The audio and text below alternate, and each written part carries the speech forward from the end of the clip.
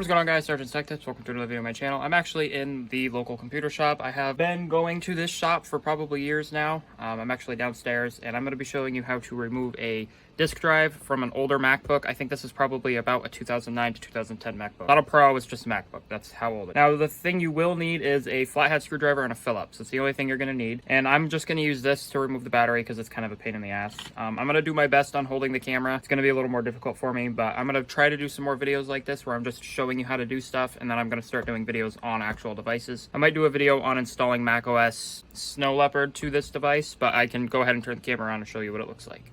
All right, so here's a MacBook. It's not anything special. It does need to be cleaned. I have not had a chance to clean it yet. I put that sticker there. But yeah, the keyboard works.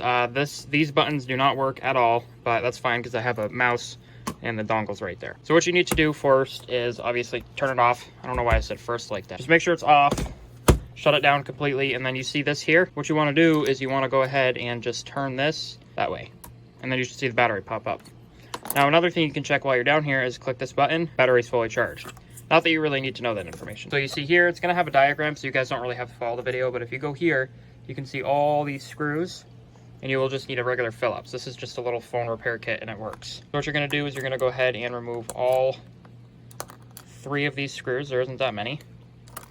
So I'm just gonna go ahead and remove these because this is gonna take a second.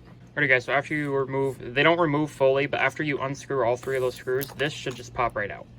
And as you can see, here is the RAM tray. I have 2 gigs in here. These are both 1 gig sticks. And then for the hard drive, all you have to do is pop this piece out, and it should be in there unless you don't have it in there because you've already taken this apart, but you wouldn't be watching this video if you did. So all you gotta do is go ahead and pull the drive out. Now the reason I'm pulling the solid state out is because it's a dead drive and I just need to replace it in general. So I'm gonna go ahead and take this off, which is, looks like Starbit. So what you wanna do is just go ahead, take this off and put it on the new drive. I'll be right back once that's done. Alright guys, so I got the drive out. Drive's over there. And here's the new drive. It's just a Seagate 1 terabyte. It's nothing special. So now what you want to do is you just want to go ahead and plop this back in here.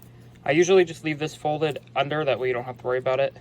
You're just going to slide it in here, and then you're going to hear a click. Oh, you won't hear a click, but it'll slide in there right, and you'll know if it's in there or not. Now what you want to do is you want to go ahead and put this back plate back on. It is kind of a pain to put back on. You will have to shove these little cushions in there and kind of push these out of the way. And if you want to take the RAM out, just pull this that way. I'm not going to do that because it's a pain in the ass to put the RAM back in, but I'm going to go ahead and put this plate back on, and then we'll go from there. All right, now once you get the protective cover on there, you don't technically have to put that in, but you do have to put it in at the same time because it won't, this battery latch won't. So now what you want to do is you want to make sure this is the right way, and it usually just goes this way. You can tell because of the rubber feet. I'm surprised this thing still has rubber feet. And then that. So what you want to do is you just slide it in. Okay, hold on, I did that the wrong way. You want to slide it in this way. This is really hard to do with one hand. And then push down. What you can do is you can push down and then turn. Well, once it locks, there we go. And then turn, and then it's locked. So that is how you change a hard drive in a 2009 to 2010 MacBook Pro, or just a MacBook. And if I am wrong in the comments, that's fine, let me know in the comments, or I will just put it in the title. But whatever MacBook this is, that's how you change the disk drive. But thank you guys for watching. If you guys enjoyed the video, please drop a like. If you guys did not enjoy the video, please drop a dislike. See you guys next video, and peace out.